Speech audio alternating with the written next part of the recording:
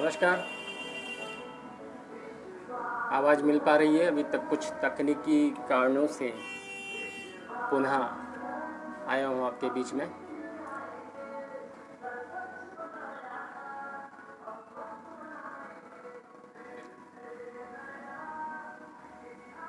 कुछ दर्शक अगर लाइव आए हैं तो बताएं कि आवाज़ वगैरह आपको मिल पा रही है या नहीं मिल पा रही है।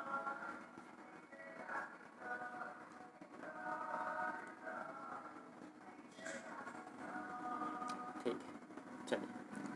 तो आज का जो हमारा योग सत्र का सेशन है वो है यम, नियम और जीवन। तो यम नियम की चर्चा करें उससे पहले कि यम नियम आखिर आया कहाँ से है, क्योंकि योग की बात की जाती है जब भी, तो वर्तमान परिदृश्य को देखा जाए तो योग मतलब आसन, प्राणायाम और ध्यान, ये तीन चीज़ों पर ही बेस हो चुका है। और लोग भी जनमानस में ऐसी कल्पना करते हैं या ऐसा मानते हैं कि बस योग है जो आसन कर लिया, थोड़ा थोड़ा प्राणायाम कर लिया, ध्यान लगा लिया, ये हमारा योग हो गया। लेकिन योग इन तीन चीज़ों पे नहीं, बहुत सारी चीज़ों पर डिपेंड करता है। तो योग के प्रणेता जो रहे हैं महर्षि पतंजलि, उन्होंने योग के 8 मार्ग बतलाए हैं, यानी कि अष्टांग मार्ग जिसको नाम दिया उन्होंने, उसकी चर्चा करी उन्होंने अपने पतंजल योग सूत्र में, जिसमें उन्होंने अष्टांग मार्ग की चर्चा की, जिसके अंतर्गत उन्होंने यम, नियम, आसन, प्राणायाम, प्रत्याहार, धारणा, ध्यान और अंतिम समाधि की बात कही है और उन पर ही चर्चा की है। तो हमारा जो आज का विषय है वो है यम, नियम और जीवन। तो नियम, जैसे कि हम जनमानस में नियम तो सभी पता है कि कोई भी चीज़ अगर शुरुआत करते हैं या कुछ सरकारी चीज़ें होती हैं उसमें बहुत सारे नियम निकलते हैं, या हर किसी के लिए हम बोलते हैं कि नियम, कायदे, कानून सबके लिए एक जैसे हैं। तो नियमों की चर्चा की जाती है, यानी कि हमें क्या करना है क्या नहीं करना है वो उसमें बताया गया है। लेकिन योग की दृष्टि से उससे भी पहले यम की बात आती है। यम, नियम एक कह सकते हैं कि नैतिक मूल्य है हमारे, जो नैतिक शिक्षा है, जो वास्तव में ज़रूरी है हर व्यक्ति के लिए। तो उसी की चर्चा महर्षि पतंजलि ने अष्टांग योग में करी। तो हम यम पे चलते हैं शुरू में, तो कुछ समय लूँगा आपका, और हम यम और नियम दोनों को फॉलो करेंगे।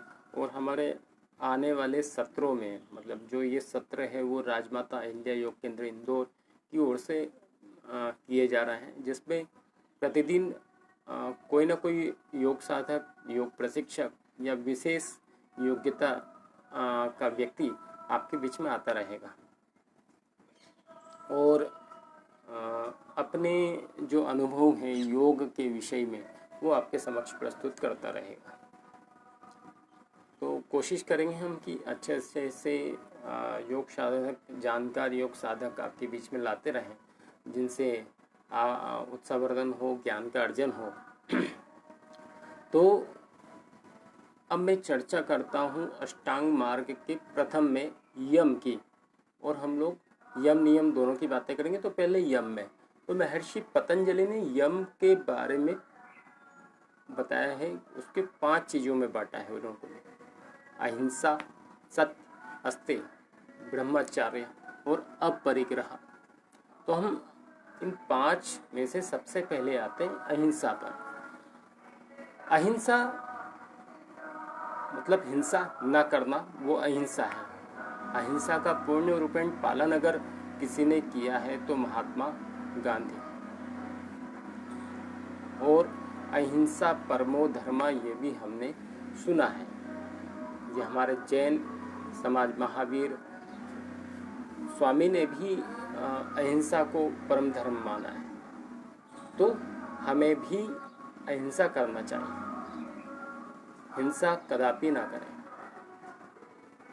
हिंसा हम सोचे कि किसी को मारने से ही केवल हिंसा होती है, और किसी को ना मारे तो हिंसा अहिंसा। लेकिन बहुत सारी चीज़ें कि हम मन से, वचन से और कर्म से, ये 3 शब्द मैं बार बार उपयोग में लाऊंगा अपने जो 10 पॉइंट है यम नियम के उसमें। तो मनसा वाचा कर्मणा, यानी कि मन से और वचन से और कर्म से किसी की भी हिंसा न करना अहिंसा है। क्योंकि अभी कुछ समय पहले हमने देखा है कि एक गर्भवती हथनी को किसी ने विस्फोट देकर जख्मी किया, उसकी मृत्यु हो गई। और लॉकडाउन के समय में भी किसी ने एक श्वान के पैरों को बांधकर तालाब में फेंक दिया, यह अहिंसा है। अभी एक आध हफ्ते पहले या 2-4 दिन पहले की बात है कि एक गाय को भी किसी ने कुछ विस्फोटक चीज़ें खिला दी। तो ये आखिर मानव कर क्यों रहा है? आखिर हमें पशुता से इतनी घृणा क्यों है? या हम हिंसा प्रेमी हो गए हैं? अहिंसा के मार्ग पर क्यों नहीं चल पा रहे हैं? ये बड़ी सोच का विषय है कि अहिंसा के मार्ग पे हम लोग क्यों नहीं चल पा रहे हैं। क्योंकि अगर हमारे ईश्वरीय क्षेत्र को देखा जाए, ईश्वर की शरण में जाया जाए, ईश्वर की शरण में तो सारे पशु पक्षी और उनके वाहन भी थे, उनके पास में बैठते थे।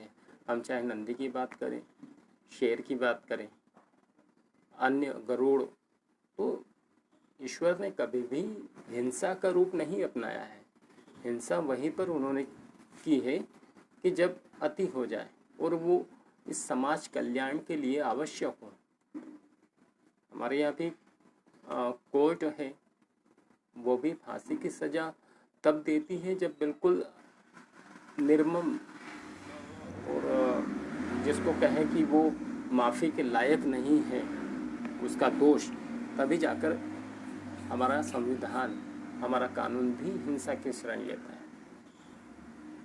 अभी हम देखें कि चीन भारत का जो चल रहा है, तो उसमें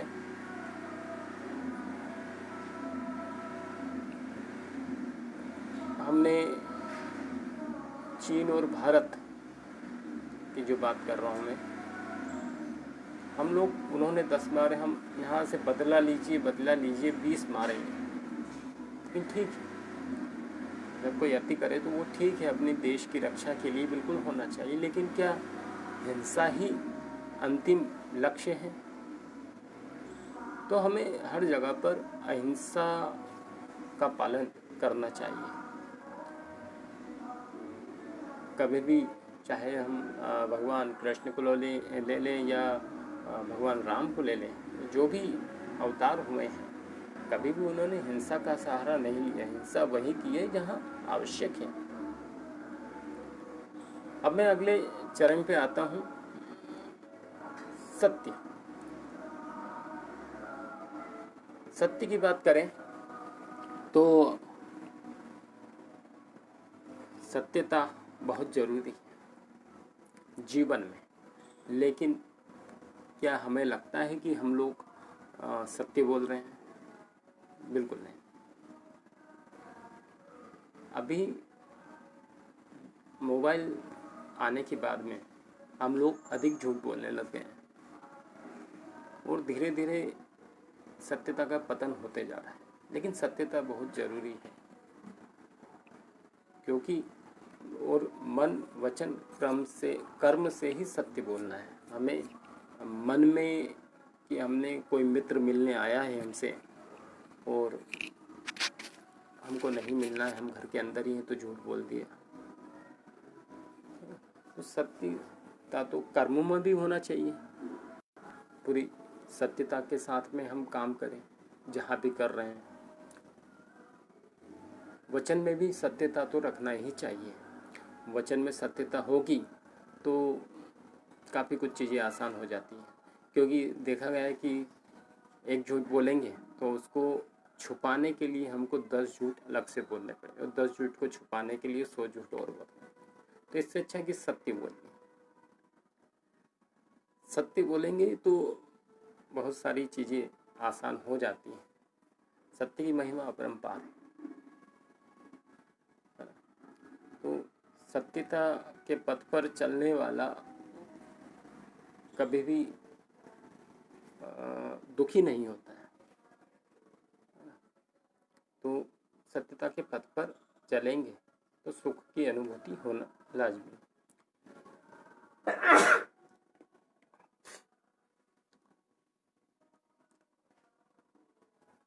और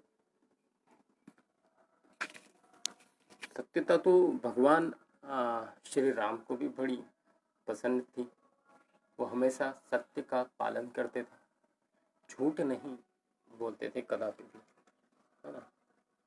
और अभी हम श्री कृष्ण अगर देख रहे हैं आप लोग, तो उसमें भी एक कृष्ण के, भगवान कृष्ण के जो पिता हैं वासुदेव जी, वो भी कदापि झूठ नहीं बोलते थे। उन्होंने सदैव सत्य का ही साथ लिया है। वो सदैव भले कितने ही कष्ट भोगने पड़े, क्योंकि सत्य अगर व्यक्ति बोल रहा है तो जरूर है कि कष्ट आने वाले, लेकिन वो आपको कष्ट दुखदाई नहीं लगेंगे। आपको सत्यता बोलेंगे तो आपको आत्मसंतुष्टि प्रदान करेंगे। और तो आत्मसंतुष्टि का भाव मन में तभी होगा जब हम सत्य बोलेंगे। सत्य बोलेंगे तो हमें कहीं भी पूर्ण विश्वास रहेगा स्वयं के अंदर, है ना। हमें कुछ दुख तकलीफ मन के अंदर नहीं होगी। इस तरह से सत्य का साथ लेकर हम लोग आगे बढ़ना चाहिए। और हमारे योगियों ने भी हमेशा सत्य को प्रथम रखा है और सदैव ही सत्य का आश्रय लिया है। तभी तो उनके बोले गए वचन फलते थे। वो जो बोल देते थे वो फल जाते थे। तो तभी फलते हैं जब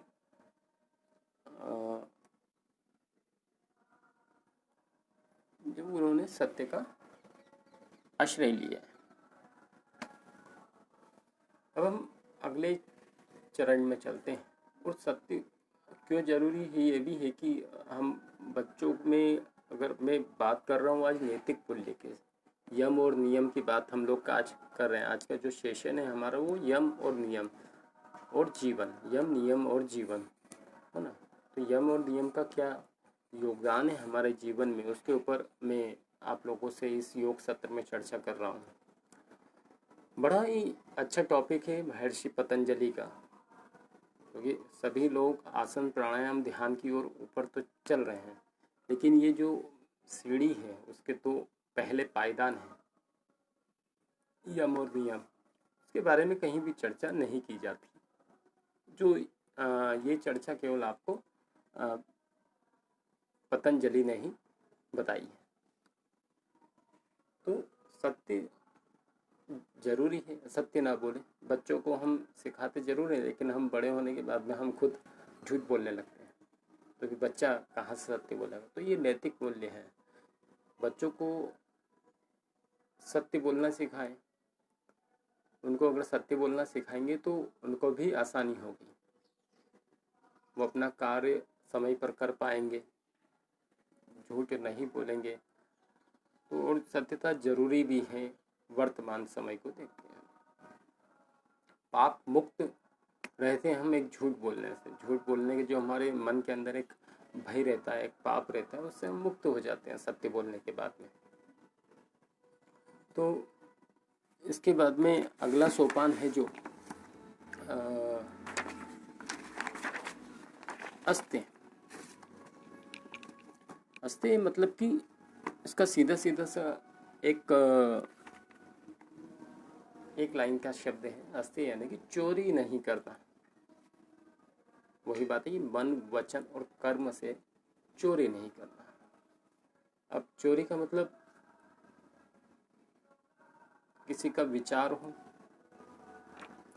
हमने चुरा लिया। यानी कोई मित्र है, आपको कोई बता के गया कि अब मुझे ऐसा ऐसा करना है और ये प्लान है मेरे पास में और मैं ऐसा करने वाला हूँ, तो आपने उसके जो विचार थे, उसका जो ख्वाब था, वो आपने चुरा लिया। तो ये भी अस्ते हैं। यानी चोरी नहीं करना, अस्ते ने चोरी कर लिया, और अगर ऐसा नहीं करेंगे आप तो वो अस्ते हैं। लेकिन आपने की, आपने चोरी की, तो अस्ते का सीधा सीधा सा मतलब है कि चोरी नहीं करना, लेकिन आपने चोरी की, तो ये गलत है।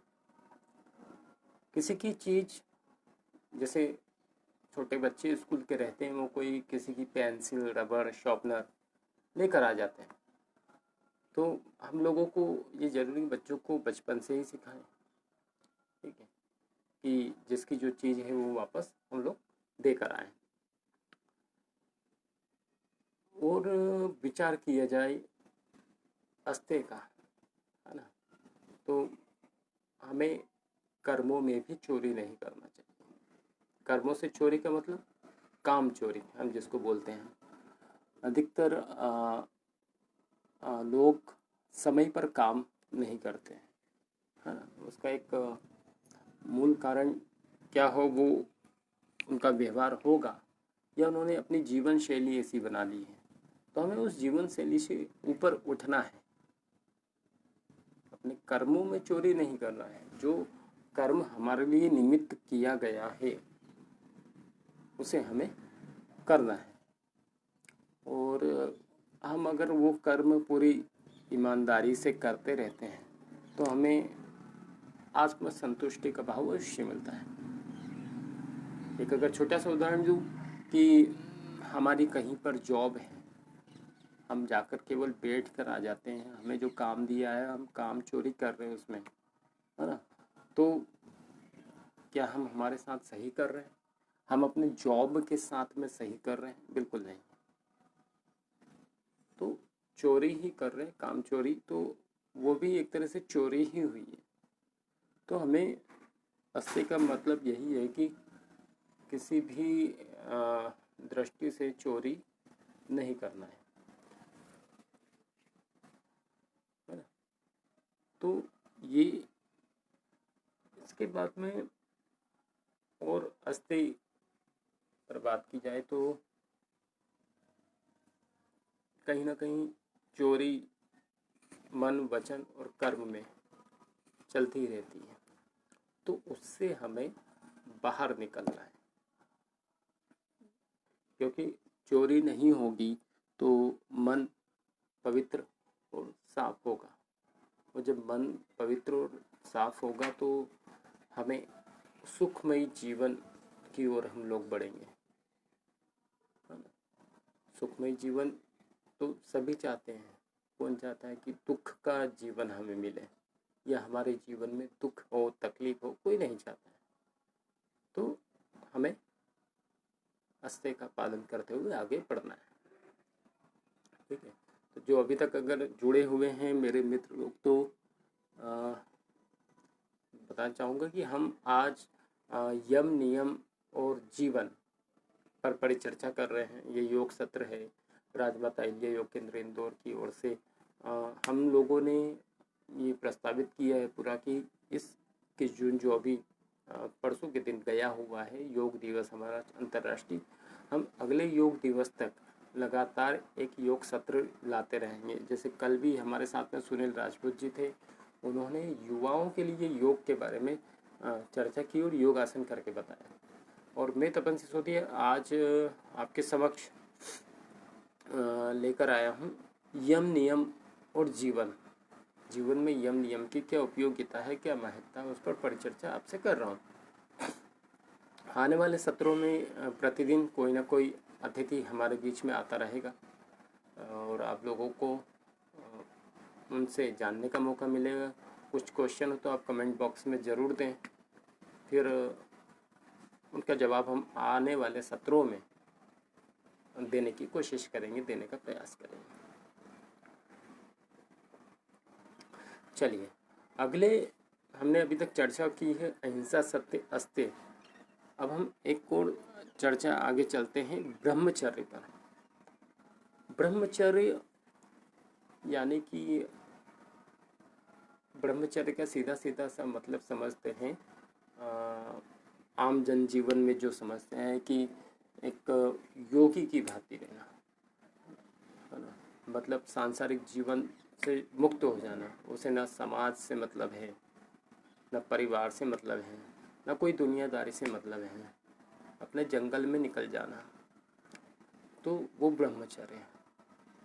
लेकिन इसके एक दूसरे पहलू पर हम चर्चा करें, ब्रह्मचर्य यानी कि संयम। उसका एक दूसरा शब्द अगर देखा जाए तो संयम, संयम रखना है, वो भी एक ब्रह्मचर्य है। ब्रह्मचर्य का मतलब केवल ये नहीं कि हम केवल स्त्री की तरफ ना देखें,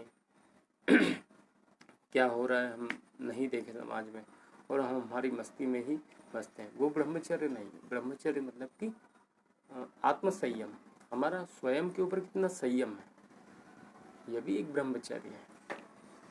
अगर हम में किसी को कोई बीमारी जैसे कि डायबिटीज़ ही है, हम उसके बाद तो डॉक्टर ने बोल दिया तब तो नहीं खाना, लेकिन यूँ भी डॉक्टर बोल रहे हैं या हमारे आयुर्वेद में कहा गया है कि कम खाना है, कम खाना, लेकिन कोई चीज़ अच्छी चीज़ मिल जाए तो हमारी जो जिह्वा है उस पर हमारा कितना संयम है ना।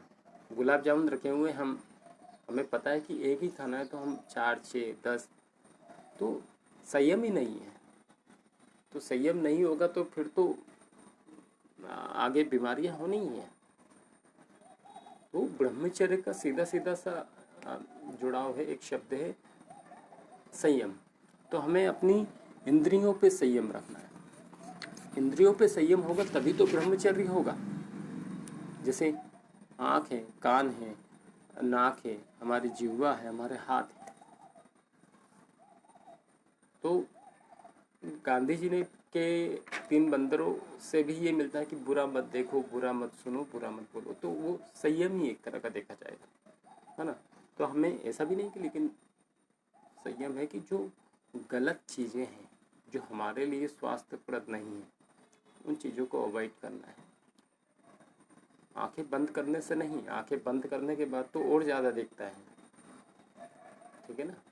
नाक, तो हमें अंदर से ऐसा भाव लाना है कि हम शुद्ध हो रहे हैं, ब्रह्मचर्य का पालन कर रहे हैं, आत्मसंयम कर रहे हैं। आत्मसंयम जरूरी तभी है और वो तभी फलीभूत होगा जब हम उसका पूर्ण रूपेण पालन कर पाएंगे, नहीं तो कोई मतलब नहीं है ब्रह्मचर्य का भी। तो स्वयं पर संयम होना चाहिए, हमारी इंद्रियों पर कंट्रोल होना चाहिए हमारा। हमने अगर आँखों को बोला है कि हमें वही चीज़ देखना है तो वही देखना है, हाथों को बोला है कि यही छूना है तो वही छूना है, कानों को बोलना है कि हमें यही सुनना है तो वही सुनना है। यही संयम है, यही ब्रह्मचर्य है। तो हमें स्वयं को इस प्रकार से परिष्कृत करना है, तभी तो ब्रह्मचर्य का पालन हम लोग कर पाएंगे। क्योंकि बड़े बड़े जो योगी हुए, संत, उन्होंने ब्रह्मचर्य का पालन किया है। उन्होंने अपने इंद्रियों पे कंट्रोल किया हुआ है, तभी तो आज वो इतने पहुँची हुई हस्तियाँ हैं, ठीक है। तो हमें भी ये होना चाहिए और बच्चों को भी ये सिखाना चाहिए कि किस तरह से हम, जैसे एक जिद होती है, जिद पर अगर कंट्रोल है तो वो संयम है, सीधा सीधा सा। अगर जिद पर ही कंट्रोल नहीं है तो वो संयम नहीं है। मतलब हमें जो हमारी जो इच्छाएं हैं उनको कंट्रोल में होना चाहिए। हमें आज सुखी जीवन का वही मूल मंत्र है कि हम लोग संयम में रहें। तो संयम में रहेंगे तभी तो सुख की अनुभूति हमें हो पाएगी। आगे चलते हैं हम लोग। अगला जो यम में 5वां सोपान है महर्षि पतंजलि का, वो है अपरिग्रह। अपरिग्रह यानी कि आवश्यकता से अधिक इकट्ठा ना करना। जैसे कि बीच बीच में बताते जा रहा हूँ मैं कि हम आज बात कर रहे हैं यम नियम और जीवन की। ये यम नियम महर्षि पतंजलि के अष्टांग योग की प्रथम 2 सीढ़ियाँ हैं, है ना। और साधन पाद के 30वें और 32वें सूत्र में उन्होंने यम और नियम की चर्चा की है। इसमें उन्होंने बोला भी है साधन पाद के 30वें सूत्र में कि अहिंसा सत्य अस्ते ब्रह्मचारी परिग्रह यमः, है ना। तो वो चर्चा की उन्होंने अपरिग्रह यानी कि आवश्यकता से अधिक इकट्ठा न करना। आज का जो हमारा जीवन है, हम लोग उसमें यही चाहते हैं कि अधिक से अधिक धन इकट्ठा करें। आज हमारे पास 2 व्हीलर है तो हम लोग उसको चाहते हैं कि 4 व्हीलर आ जाए। 4 व्हीलर है तो 6 पहियों की गाड़ी चाहिए। छोटा मकान है तो हम लोग बड़ा मकान बनाना चाहते हैं, है ना। लेकिन सभी को पता है कि एक ना एक दिन जाना है तो सब यहीं छोड़ के जाना है, ठीक है। जैसे कहा भी गया है कि मुट्ठी बांध आया है और हाथ पसारे जाना है। मतलब कि हम कितना भी यहाँ पर कमा लें, इकट्ठा कर लें, मुट्ठी के अंदर बंद कर लें, लेकिन अंत में तो खाली हाथ ही होना है। तो आखिर इतना धन इकट्ठा क्यों? तो महर्षि पतंजलि ने अपरिग्रह के बारे में यही चर्चा की है कि हमें आवश्यकता से अधिक इकट्ठा नहीं करना है। जैसे अगर हम लोग बात करें कि हमारे घर में हम लोग अनाज भी भर कर रखते हैं तो हम कभी भी 10-20 कुंटल 30 कुंटल इतना इकट्ठा नहीं रखते हैं। सब्जी भी है तो हम जितनी आवश्यकता है 250 ग्राम, आधा किलो, 1 किलो उतनी ही रखते हैं जितनी की हमें आवश्यकता है। दूध भी हम उतना ही लेकर आते हैं कि हमें जितनी आवश्यकता है, 1 लीटर 2 लीटर, है ना। चीज़ें हम घर में भी उतनी ही बनाते हैं जितनी हमें आवश्यकता है। खाने की चीज़ हो गई, भले ही वो रोटी हुई या अन्य कोई चीज़ हुई, मतलब हमें पता है कि वो चीज़ खराब हो जाएगी और उसका कोई, जब खराब हो जाएगी उसका कोई उपयोग या मोल नहीं रहेगा, तो फिर हम इस जीवन में आकर क्यों उन चीज़ों से दूर हैं? क्योंकि ये जो चीज़ें हैं वो ईश्वर ने बनाई हुई है और ईश्वर ने बरोबर, आप देखेंगे कि अनाज अगर ज़्यादा इकट्ठा कर लेंगे आप तो उसमें सड़न लगेगी ही लगेगी। सब्जियां आप 1 दिन 2 दिन से ज़्यादा रख नहीं सकते हैं, वो भी आप बनी हुई सब्जी आपकी सड़ जाएगी, ठीक है। कुछ चीज़ों का हम 6 महीने साल भर तक, लेकिन उससे अधिक तो नहीं रख पाएंगे। और तो आवश्यकता इतनी है कि हमारे, जैसे अगर 1 कुंटल हम लोग घर में गेहूँ भरते हैं तो उतनी ही हमारी आवश्यकता, हमें पता है कि आवश्यकता हमारी इतनी है, फिर धन के लिए इतना क्यों? धन के लिए हम इतना इकट्ठा क्यों करते हैं? तो महर्षि पतंजलि ने यही बताया कि अपरिग्रह होना चाहिए हमारा, मतलब हमें आवश्यकता से अधिक इकट्ठा बिल्कुल नहीं करना चाहिए और यही जीवन का मूल मंत्र होना चाहिए। और क्योंकि देखेंगे कि हम एक छोटे से उदाहरण से मैं आपको समझाता हूँ कि हमारा घर छोटा है, ठीक है, तो कोई दिक्कत नहीं। बड़ा घर होगा तो उसके लिए सिक्योरिटी गार्ड लगेंगे। हम कहीं गए हैं तो हमारे मस्तिष्क में केवल यही एक विचार चलता रहेगा कि यार वहाँ पे कुछ चोरी ना हो जाए। जितना बड़ा मकान है उसको फिर सफाई करने के लिए हमें लोग चाहिए, कि वो भी एक तनाव है। तो छोटी चीज़ों में ज़्यादा सुख है हम बड़ी चीज़ों के बजाय। जहाँ बड़ी कंपनी की बात नहीं कर रहा हूँ मैं, कंपनी तो वहाँ तो उत्पादन के लिए वो चाहिए। और कुछ लोग ऐसा अगर सोच रहे हैं कि मैं उस दृष्टि से नहीं सोच रहा हूँ। अगर आप किसी को कुछ व्यापार बढ़ा करके, कुछ कंपनी बना करके किसी को रोजगार दे रहे हैं तो उसमें ये अपरिग्रह की चर्चा नहीं होगी। उसमें तो किसी को आप रोजगार दे रहे हैं, किसी का पालन पोषण करने की जिम्मेदारी उठा रहे हैं, तो वहाँ अपरिग्रह का नियम लागू नहीं होगा। लेकिन अगर स्वयं के लिए, या आप कमा तो रहे हैं लेकिन उसको खर्च नहीं कर पा रहे हैं, कमाए बैंक में रखें, कमाए बैंक में रखें, क्योंकि कहीं हमें न्यूज़ के माध्यम से सूचना मिलती है हमें, पेपर के माध्यम से, कि वो व्यक्ति के पास में इतना था और वो चल बसा और उसके पास से इतने पैसा है। अभी कुछ चर्चा हुई थी बीच में कि एक भिखारी के पास से 8-10 लाख मिले, मतलब उसने पूरा जीवन अपना भीख में निकाल दिया, उस पैसे का कोई सुख नहीं लिया और अंत में पैसा क्या हुआ, यहीं रखा रहेगा। तो हमें आवश्यकता से अधिक इकट्ठा नहीं करना चाहिए, चाहे धन हो, अनाज हो, कुछ भी हो, विचार हो, विचार भी उतने ही रखें हैं हमारा, क्योंकि योग का एक नियम यही है कि मन को शांत करना है, लेकिन जितने अधिक विचार आते रहेंगे हमारा मन उतनी जगह पर डाइवर्ट होता जाएगा। तो हमें एक रास्ता बनाकर चले, है ना।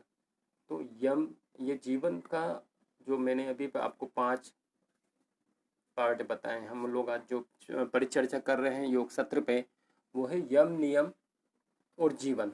तो महर्षि पतंजलि ने जो अपने अष्टांग योग में यम नियम कहे, क्योंकि काफ़ी सारे लोग हमारे जो योग सीखते हैं, योग वहाँ पर हम कहते हैं कि योग सीखने जा रहे हैं, कुछ लोग ऐसा बोलते हैं, तो वो योग आसन प्राणायाम और ध्यान ही सीख रहे हैं, लेकिन जो सबसे ज़रूरी है, जो पहली सीढ़ी है, वो लोग तो सीख ही नहीं पा रहे हैं। जो नैतिक मूल्य की कल्पना महर्षि पतंजलि ने इसीलिए की है कि हम पहले जो बेसिक चीज़ें हैं वो तो सीखें, उसके बाद अगली सीढ़ी पर जाएं। नहीं तो अगली सीढ़ी पर जाएंगे तो कहीं हमें पैरों में चोट लगने की अंदेशा हो सकता है। ठीक है, तो मैंने आपके समक्ष अभी वही एक जिसे यम की बात करी है, जिसे महर्षि पतंजलि ने अपने साधन पात्र के सूत्र नंबर 30 पे कही हुई है। तो उसके ही जो 5 पॉइंट हैं कि अहिंसा, सत्य, अस्तेय, ब्रह्मचार्य और अपरिग्रह, इनकी मैंने आप लोगों से चर्चा की। अब मैं आता हूँ अष्टांग मार्ग के दूसरे सोपान पर, नियम। नियम, और इसके थोड़ा सा शुरू करूँ उसके पहले एक यम की बात और कर ली जाए कि यम अभी तक जो जनमानस में, एक अगर सामान्य जनमानस की बात करें तो उसमें यम यानी कि यमराज को समझते हैं, यम द्वितीय तरह, तो वो यम नहीं, यम आपके जीवन के लिए भी है, तो उनका भी आपको पालन करना है। अब मैं अगले सोपान पे आता हूँ, नियम पे। 5 नियम इसमें भी बताए गए हैं महर्षि पतंजलि ने। अलग अलग, अगर चरणदास जी हैं, महर्षि चरणदास जी, उन्होंने भी यम नियम 10-10 बताए, लेकिन उनकी हम चर्चा फिर कभी करेंगे। तो मैं आज चर्चा जो कर रहा हूँ, मैं महर्षि पतंजलि ने जो यम नियम कहे हैं उनकी मैं चर्चा कर रहा हूँ। तो उन्होंने 5 नियम भी बताए हैं यम के। बाद में जो अगली सीढ़ी है हमारे अष्टांग योग की, उसमें उन्होंने सूत्र नंबर 32 में, साधन पात्र के सूत्र नंबर 32 में कहा है, सोच संतोष तपह स्वाध्याय ईश्वर प्राणिधान नियम, यानी कि सोच, संतोष, तप, स्वाध्याय, ईश्वर, प्राणिधान ही नियम है। तो इसमें अब पहली चर्चा करते हैं हम शौच की। शौच मतलब आप सभी लोग जानते हैं, शौच, शौचालय, शुद्धि। तो ये एक शुद्धि है। हम लोग सुबह उठते हैं, अभी तक जो हमारे अभी तक यम थे ये आंतरिक चीज़ें थी हमारी, अब हमें बाहर से भी शुद्ध होना है। अभी हमने अंदर से अपने शुद्ध किया यम के द्वारा, अब हमें बाहर से, बाहरी रूप से शुद्ध होना है। तो मलिनता है जो लोग, हम लोग सुबह उठ के मुँह धोते हैं, कुल्ला करते हैं, नहाते हैं, शौच जाते हैं, वो जरूरी है ना। हमने, क्योंकि जितना हमने रात का खाना खाया है वो पच गया है, लेकिन जो अपशिष्ट है उसको बाहर निकालना है। अगर बाहर नहीं निकालेंगे तो वो बीमारियां करेगा। ऐसा ही मलिनता है, अगर हमने रोज नहीं स्नान करेंगे तो हमारे ऊपर मलिनता चढ़ती जाएगी, हम लोग गंदगी हो जाएंगे, लोग हमारे पास से दूर होते जाएंगे। जो जनमानस है हमारा, चहेता जनमानस है, वो भी दूर होना शुरू हो जाएगा, क्योंकि गंध आएगी तो वो हम, कोई भी हमारे पास बैठना पसंद नहीं करेगा। इसलिए शुद्धि जरूरी है, और इसमें सबसे ज़्यादा शुद्धि है आत्मशुद्धि। शौच का मतलब महर्षि पतंजलि ने यही बताया है कि हमें अपने मन से शुद्ध होना है, आंतरिक मन से शुद्धता हमें स्वयं के अंदर लानी है। वो तभी आ पाएगी जब हम योग करेंगे।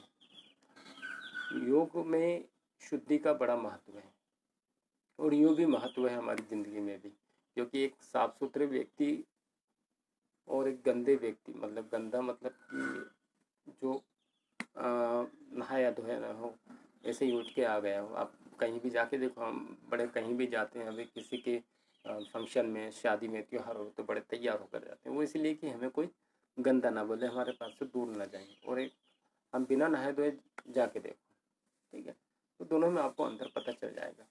तो महर्षि पतंजलि ने यही कहा है कि हमें अंदर से भी शुद्ध होना, अंदर से भी परिष्कृत करना है स्वयं को, है ना। तभी तो हम उसके आगे के जो सोपान हैं, आसन प्राणायाम ध्यान की ओर अग्रसर हो पाएंगे।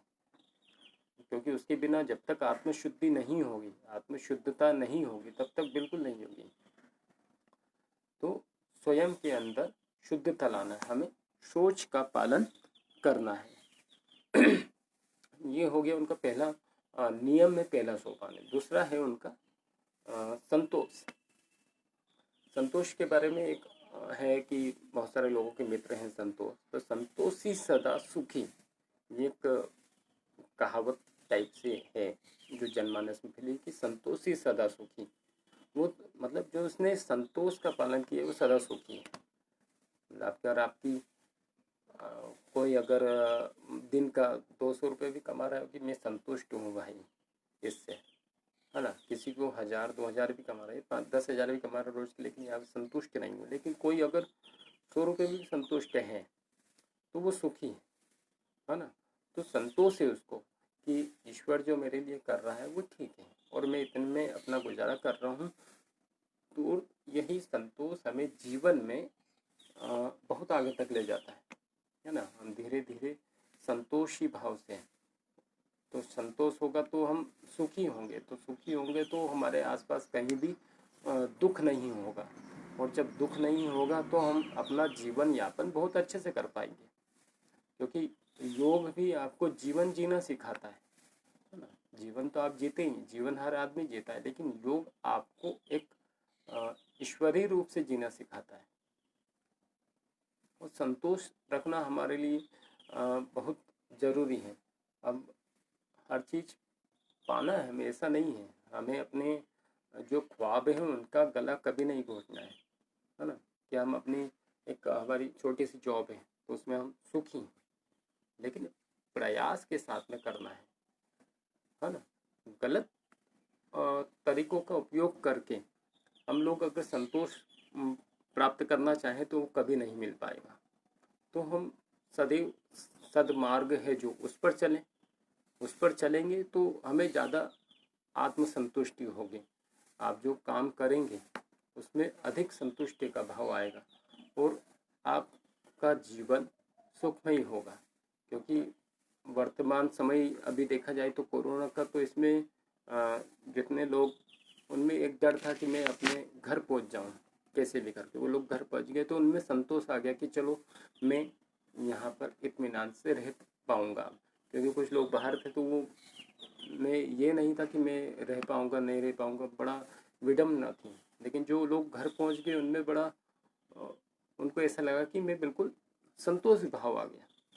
अब भले ही कुछ लोग बोल रहे कि हम यहीं रहेंगे, अपने गांव रहेंगे, कुछ भी कमाएंगे, लेकिन थोड़ा कमाएंगे, अच्छा कमाएंगे, सुख से रहेंगे। तो वही सुख की बात हर जगह आती है।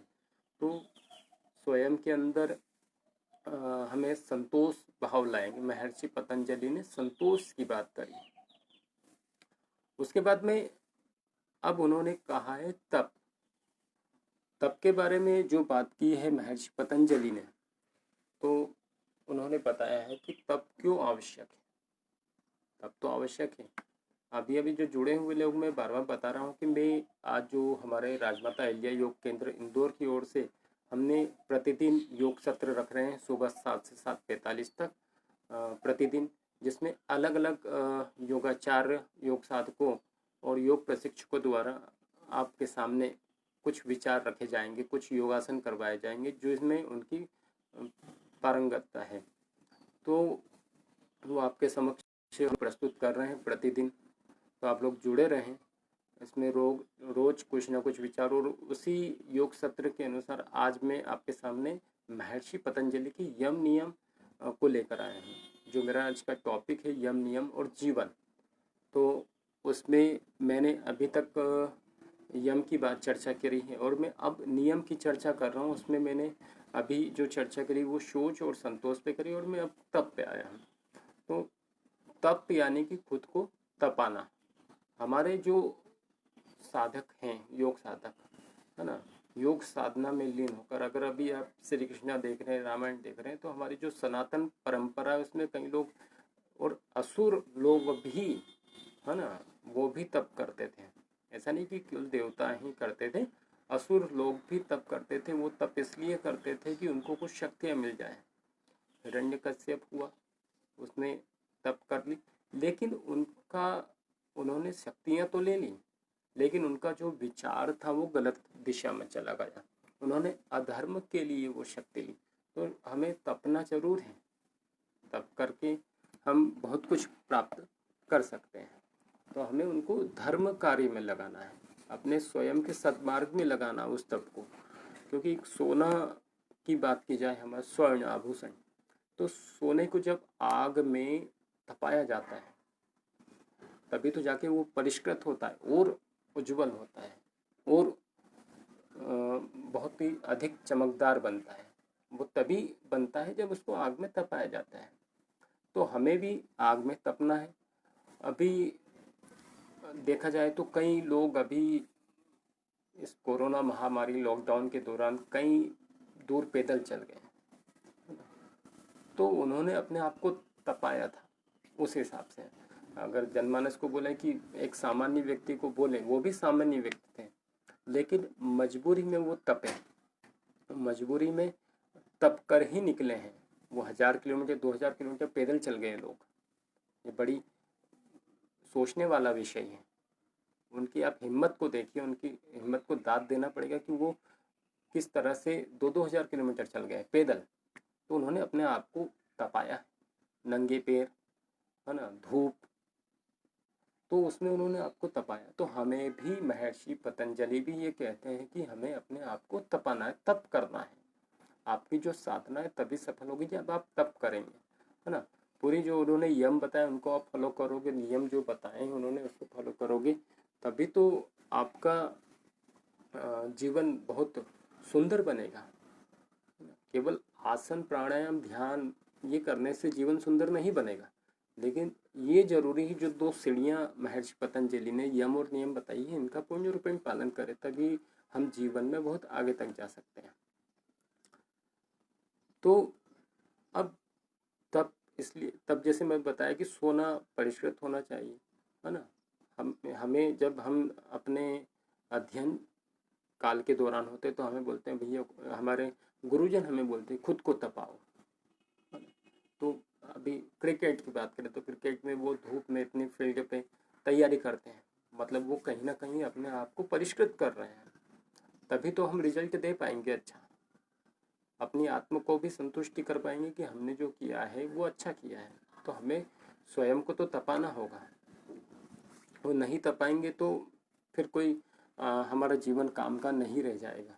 हमें जीवन में भेजा है और हमें अपने नित्य कर्म करते रहेंगे और अंत आके हम वापस से जहाँ से आए थे वहीं चले जाएंगे। फिर ईश्वर हमें वापस दूसरी कहीं योनि में भेज देगा, है ना।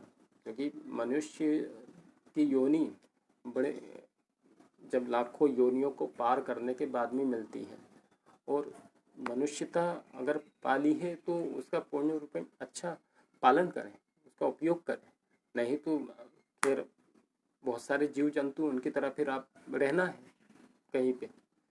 तो मनुष्यता तो इसी में है, और अपने आप को तपाना है। उसके बाद में उन्होंने स्वाध्याय की चर्चा की है। ये साधन पाद के 32वें सूत्र में उन्होंने नियम की चर्चा करी है। तो उसमें उन्होंने स्वाध्याय यानी कि स्व अध्ययन, स्व यानी कि मैं, मेरा अध्ययन। हम लोग बोलते हैं स्वाध्याय कीजिए, हमें अपने गुरुजन जब हम अध्ययन काल में रहते तो हमें बोलते हैं भैया स्वाध्याय कीजिए, यानी कि खुद से पढ़िए। तो हम लोग वहाँ तो खुद से पढ़ते हैं, लेकिन जीवन में जब हम उतर जाते हैं आगे बढ़ने के बाद, हमारे अध्ययन काल खत्म होने के बाद में ही हमारी असल ज़िंदगी शुरू होती है। तो उसमें हम कब हमारा अध्ययन कर पाते हैं? हम लोग जीवन जो दौड़ रहा है गाड़ी की भांति, बस उसके पीछे लगे हुए हैं, है ना। जीवन को गाड़ी बना ली और चल रही है, first gear, second gear, third gear में हम गियर बदलते जा रहे हैं और चलते जा रहे हैं। लेकिन कभी हमने अपना आत्मविश्लेषण किया? हम लोग ठोकर लगी, गिर जाते हैं, हम वहीं पे रोना गाना शुरू कर देते हैं कि हमारे साथ नहीं होगी, और हमारी जो असफलता है उसका दोषारोपण हम दूसरों पर करना शुरू कर देते कि उसके कारण ऐसा हुआ, उसके कारण ऐसा हुआ, उसके कारण ऐसा हुआ है। तो दोषारोपण क्यों करना है ना। हम कभी भी स्वयं के अंदर जा कर के स्वयं का अध्ययन नहीं करते हैं, लेकिन स्वयं का अध्ययन करेंगे तो कुछ ना कुछ जवाब जरूर मिलेगा, क्योंकि हमारा जो मन है, हमारे मन के अंदर ईश्वर बैठा हुआ है। हम क्योंकि और जब हम पूछेंगे तो वो ईश्वर आपको जवाब देगा कि आपने क्या किया। ये मन हमारा ईश्वर है। हमने कभी मन से बात की? नहीं। हम लोग आज की जो भागदौड़ की जो जिंदगी है उसमें दौड़ते हुए चले जा रहे हैं, बस दौड़ रहे हैं, लगी हुई है रेस। कोई आगे तो हम उसको पीछे करने की कोशिश करते हैं, उसके आगे निकलने जा रहे हैं। ठीक है जी, बिल्कुल। सुनील सिंह राजपूत जी, तपन जी, तपन वही बोल रहा था मैं तब से। तो मैं अभी जो चर्चा कर रहा हूँ स्वाध्याय की, तो हमें अपने अंदर अध्ययन करना है। असफलता में सफलता मिले तो भी अति उत्साही नहीं होना है ना। क्योंकि कुछ लोगों को अभी सफलता मिल जाती है तो ढोल नगाड़ा लेके उत्साह में आ जाते हैं। तो इतना भी उत्साह ठीक नहीं है। उत्साह होना चाहिए, खुशी होना चाहिए, लेकिन अति उत्साही मत बनिए। तो अति उत्साही नहीं होंगे तो हमारा जो जीवन है बहुत सुखमय चलता रहेगा। तो हमें स्वाध्याय की आवश्यकता हर जगह पड़ती है, सफलता में, असफलता में। और जब हम अपना आत्मविश्लेषण करते हुए चलते हैं तो हमें आगे जीवन में बहुत कुछ प्राप्त होने की संभावना बनी रहती है। हमने जो असफलता हुए है उससे हम सीख कर आगे बढ़ेंगे, है ना। सफलता मिली, उसको और सफलता में और क्या प्रयास कुछ छूट गया है उसकी ओर हम जाने का प्रयास करते हैं। तो हमें स्वाध्याय यानी कि आत्मविश्लेषण करता रहना चाहिए हर कामों में, हर कार्यों में, तभी तो हमारा जीवन है। तो और अगला जो महर्षि पतंजलि ने अगला सोपान नियम के अंतर्गत बताया है, उसमें उन्होंने बताया है ईश्वर प्राणिधान, यानी कि सब कुछ जो है वो ईश्वर है, सब कुछ है जो ईश्वर में समर्पित है, जो मैं हूँ वो ईश्वर है, और सब कुछ हमें ईश्वर में ही समर्पण देना है। मतलब जो हमारी संपूर्ण जीवन है मैं वो ईश्वर को समर्पित कर रहा हूँ। क्योंकि हम जो पंच तत्व है हमारे आसपास में, हम उन्हीं से बने हैं और उन्हीं में मिल जाते हैं। तो पंच तत्व हैं जो वो ईश्वर के ही रूप हैं, ईश्वर के द्वारा बनाए हुए हैं, है ना। जो ये धरती पृथ्वी है, आकाश है, वायु है, अग्नि है, जल है, तो ये पंच तत्व हैं। तो हमारी जो, क्योंकि देह है, हमारे शरीर है, वो इन्हीं पंच तत्वों से मिलकर बना है, और अंत में उन्हीं में मिल जाना है। मतलब कि हम सब कुछ अपना जीवन ईश्वर में समर्पित कर रहे हैं, ईश्वर में ही समर्पण होना चाहिए। तो ऐसा नहीं कि हम अपने जीवन का अंतिम समय देखें तब ही समर्पण करें कि हमें तो अंतिम समय में तो समर्पण होना ही है, लेकिन उसके पहले भी समर्पण करें। क्योंकि आपने अगर हम लोग कुछ या अभी भी जो कुछ खुशी होती है हमारे अंदर, तो हम मंदिर जरूर जाते हैं। दुख होता है तो मंदिर जरूर जाते हैं। मतलब हम ईश्वर को तो भूलते नहीं। खुशी है, हमें कुछ उपलब्धि मिली है, तो हम मिठाई या प्रसाद चढ़ाने जरूर मंदिर जाते हैं कि ईश्वर ने हमारा काम किया। हमें दुख है, तकलीफ है, तो भी हम ईश्वर की शरण लेते कि ईश्वर हमें उबारे। तो अभी भी जो कोरोना महामारी चल रही है तो हम लोग ये है कि समर्पण भाव से ईश्वर को सौंप दें। ईश्वर जो करेगा वो अच्छा ही करेगा, क्योंकि अभी आपने लॉकडाउन के दौरान देखा होगा कि प्रकृति कितनी सुंदर हो गई है। नदियाँ जो हम लोग करोड़ों खर्च करके भी साफ नहीं कर पा रहे थे, वो नदियाँ साफ हो गई। ठीक है, हवा शुद्ध हो गई, जिसे हम शुद्ध करने के लिए हम कितनी बार ही आंदोलन करते लेकिन कोरी बातें हैं, तो वो शुद्ध हो गई। प्रकृति निखर के आ गई। जहाँ हम सोचते हैं कि पेड़ लगाएंगे और एक दिन फ़ोटो खिंचवा के हम उसका पर्यावरण दिवस मना लेते हैं, लेकिन प्रकृति ने खुद अपने आप को हरियाली से आच्छादित कर लिया पूरा। तो ये प्रकृति है, उसके साथ में हमें स्वयं को जोड़ना है, और प्रकृति ही ईश्वर है। तो ईश्वर में हमें स्वयं को समर्पित कर देना है, निष्कपट भाव से, निश्चल भाव से, कि जो भी ईश्वर चाहेगा वो होगा, जो भी ईश्वर ने रच दिया है वही होगा। हमारे रचने से कुछ नहीं होगा, हम तो निमित्त मात्र हैं कि उसने जो रचा है, हम उसका जो आदेश है वो पालन करने इस पृथ्वी पर आए हैं, है ना।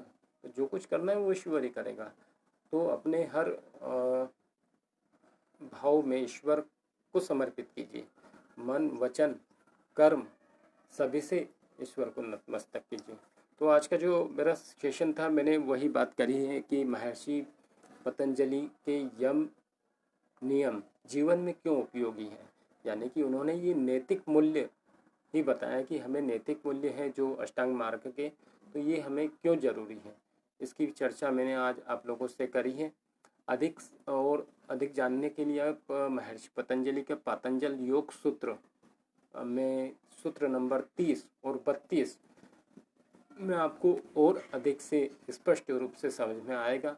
मैंने कोशिश की है कि आपको एक जीवन से जोड़कर उनके जो यम नियम की जो सीढ़ियाँ, उनके जो सोपान हैं, उनको बताने का प्रयास किया है। कल और कोई अतिथि हमारे साथ में होंगे जो आपको और कोई चर्चा पर जिसका विषय हम लोग हमारे फेसबुक पेज RAY के इंदौर, ट्विटर हैंडल, इंस्टाग्राम सभी पर पोस्ट करते हैं, और उस पर आप जाकर जानकारी देख सकते हैं कि कल के दिन कौन व्यक्ति अतिथि हमारे साथ में होंगे। तो इसी के साथ में आज का मैं सेशन समाप्त करता हूँ। सभी को हरि हरि ओम। जय हिंद, जय भारत, जय हिंदुस्तान। वंदे योग मातरम। धन्यवाद।